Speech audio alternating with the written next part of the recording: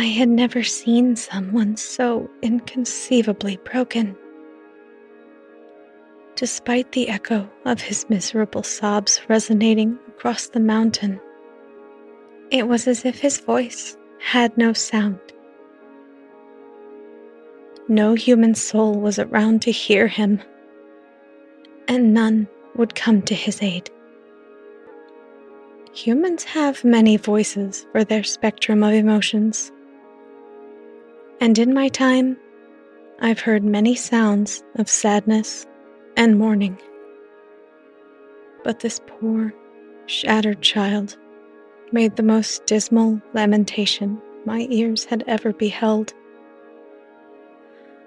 As he lay in his forced solitude, blood running like a river, drowning the grass beneath him, his cries reached out to me.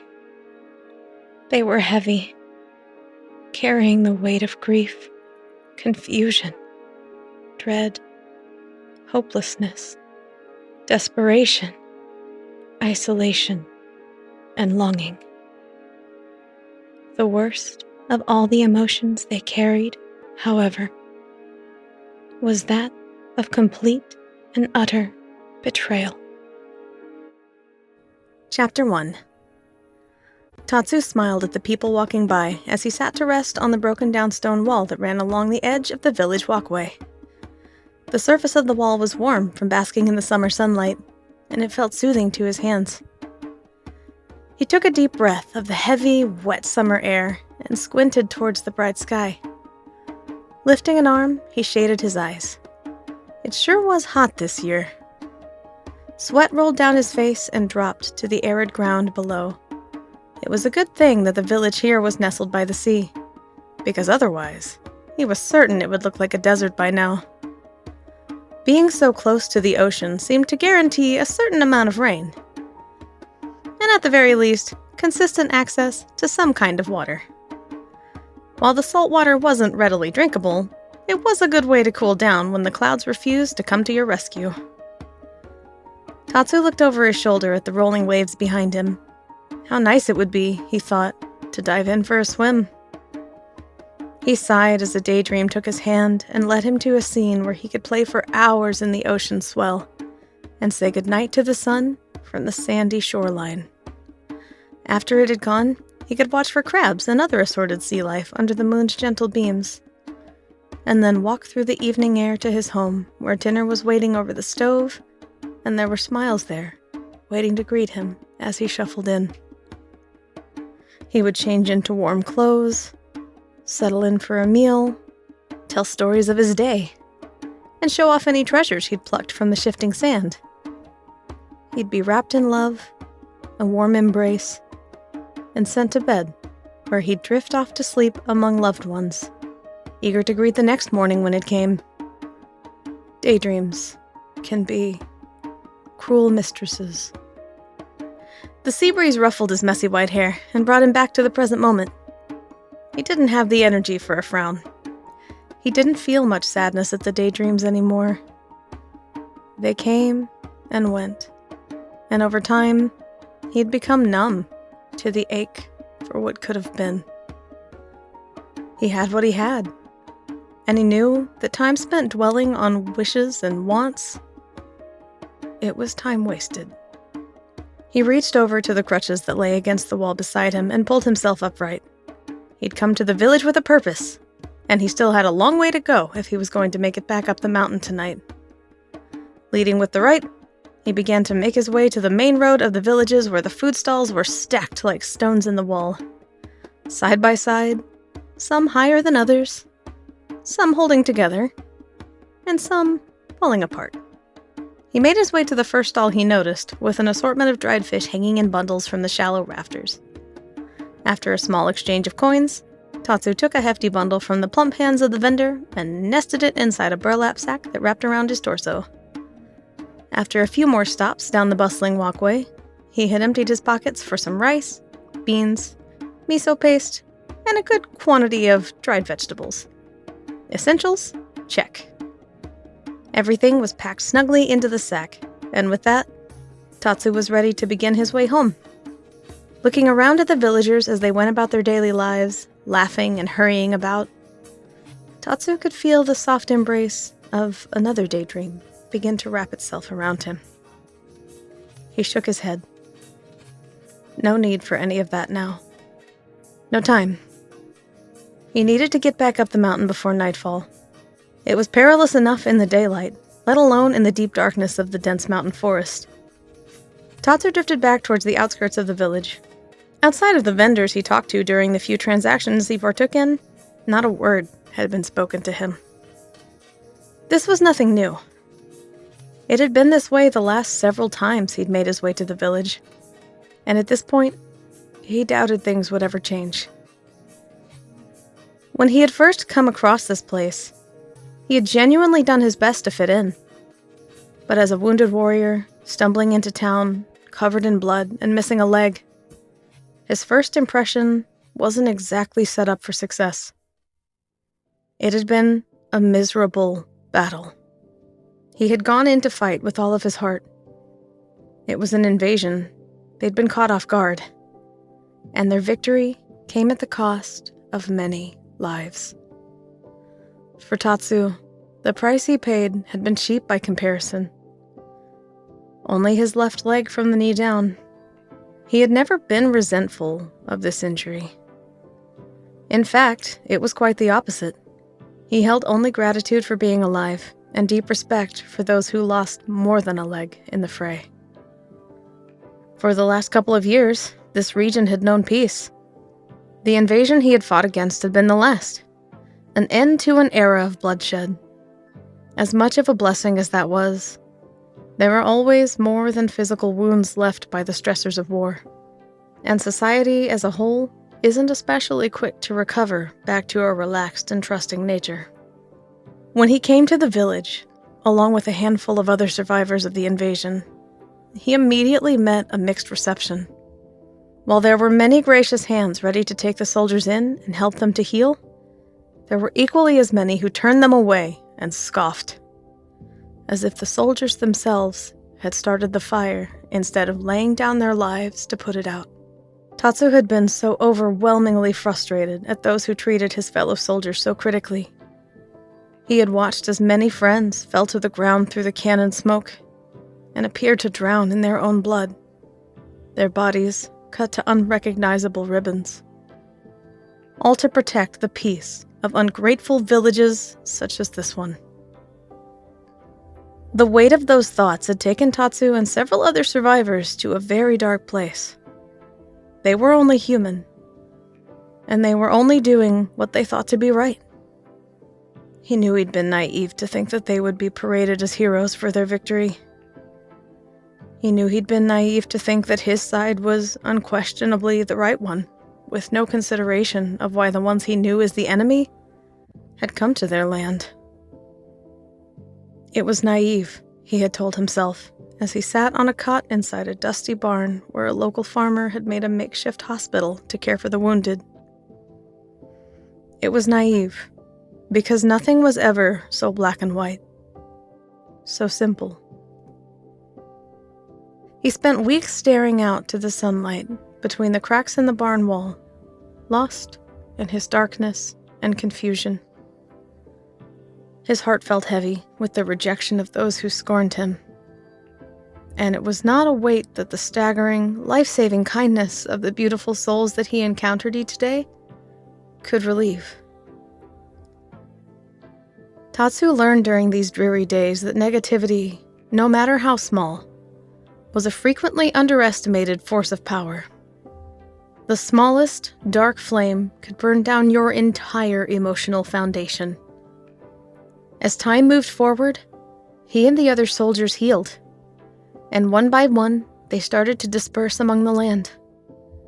Some healed completely and began the long journeys home to their families.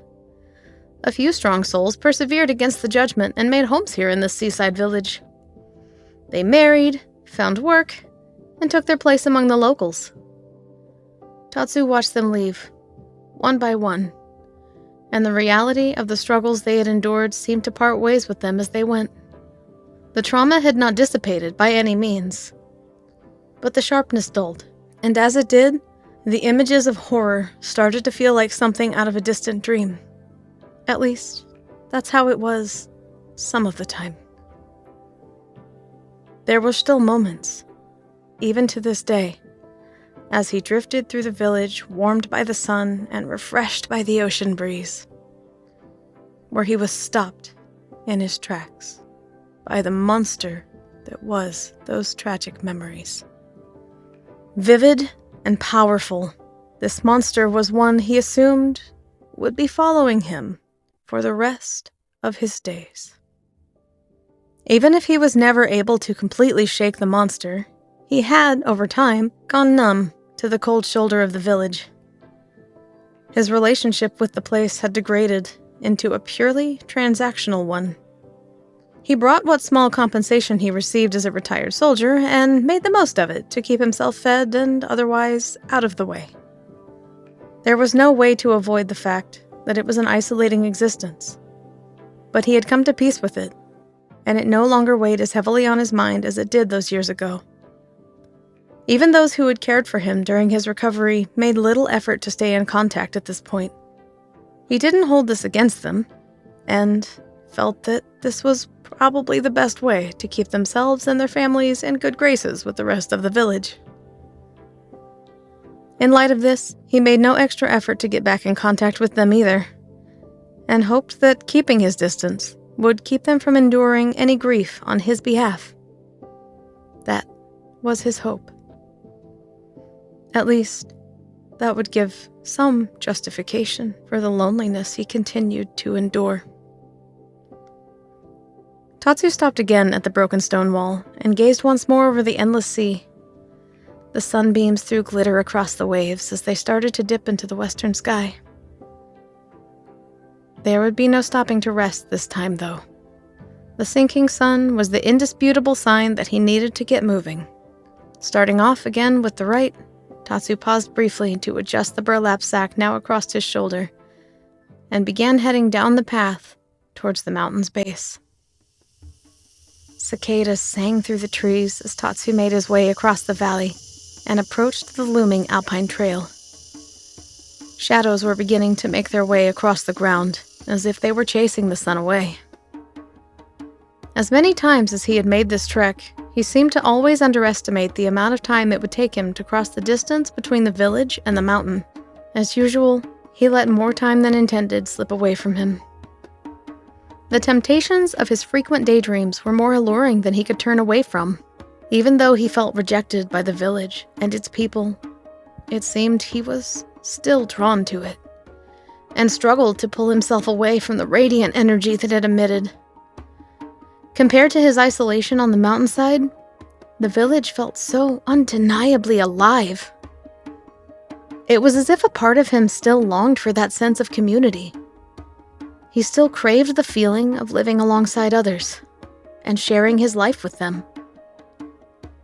He wished that he could shed those desires as easily as changing out of a winter robe. But of course, as with most things entangled by the complexity of human emotions, it just wasn't that simple. Taking in a deep breath, Tatsu readied himself for the climb.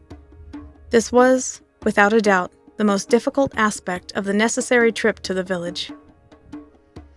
Time had worn a solid path up the mountain that was mostly void of obstacles, but no mountain trail was ever completely clear.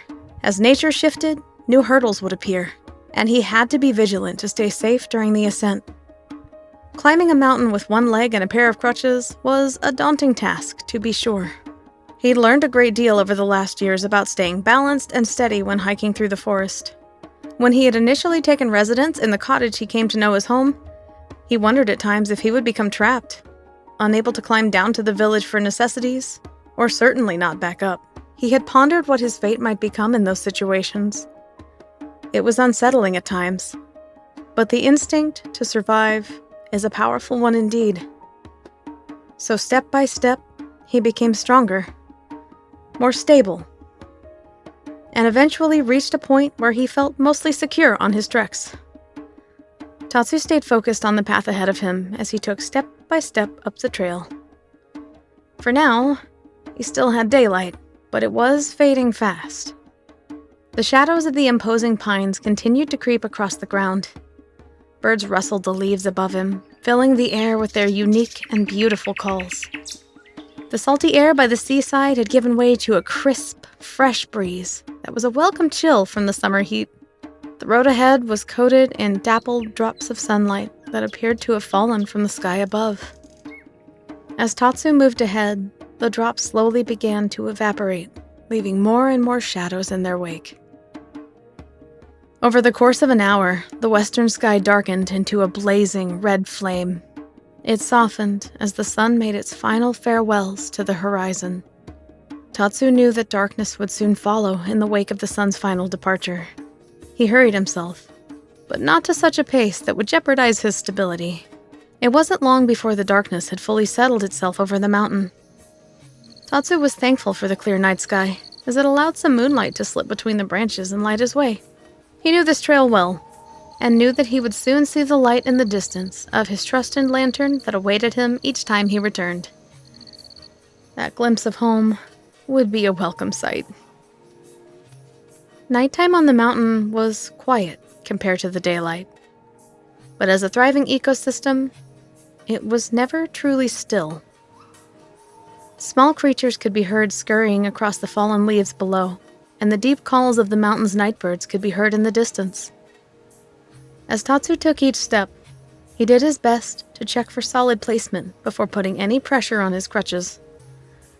Every so often, the ground would shift underneath him, causing him to falter a bit. He didn't let it shake his nerves, however, and he continued on his way. Out of the corner of his eye, Tatsu thought he saw a flash of blue. He paused and glanced in the direction of the glow, but there was nothing to be seen. "Just my imagination," he muttered under his breath. He closed his eyes for a moment and began to step forward, when he caught the same sensation again. This time, he didn't turn towards the light. He simply froze, as if to blend into the background. He kept his gaze straight ahead and struggled against the urge to sneak a glimpse of the light's source.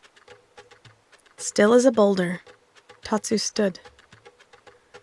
After what felt like several minutes, the light disappeared suddenly, and he felt himself take in a deep breath. Without realizing it, he had been breathing very lightly, subconsciously making himself as invisible as possible to the strange light. He shook his head, wondering to himself what on earth could be emitting such a light. As a child, he had been told many stories of the supernatural, but he'd never encountered anything even remotely paranormal that he could recall. He reasoned to himself that this was no supernatural light, and there was certainly an obvious explanation for it that he just wasn't thinking of. He couldn't deny that ending up on the winding mountain trail under the blanket of night was far from ideal, and he wasn't exactly brimming with confidence. But that was no excuse to get shaken up by things that were surely no big deal. After reassuring himself, Tatsu looked back to the trail, and there, in front of him, appeared the light. Adrenaline shot through Tatsu's body as he stared down at the light on his path. It was small, no more than the size of a teacup. It took the shape of a small flame, though it emitted no heat. It simply floated there, a couple of inches from the ground, its cold flames dancing in the night's breeze. Tatsu's mind began to race, but as he stared into the glow of the flame, he could feel himself relax. While his heart was still beating rapidly, the adrenaline began to subside, and he suddenly felt intrigued by this encounter. It felt surreal, and he wondered what forces were at play to bring this moment to him. He wanted to look around and see if there were more lights, or something else that may give him an idea of what this light was or where it was coming from. But despite his curiosity, it wasn't worth turning away from the ethereal beauty before him. After enjoying a moment frozen in time with the strange blue flame, Tatsu felt his courage well up inside of his chest, and he knelt down to get closer, laying his crutches to the side of him on the cool grass. The flame didn't budge, and Tatsu was relieved to have not caused it to go out or weaken.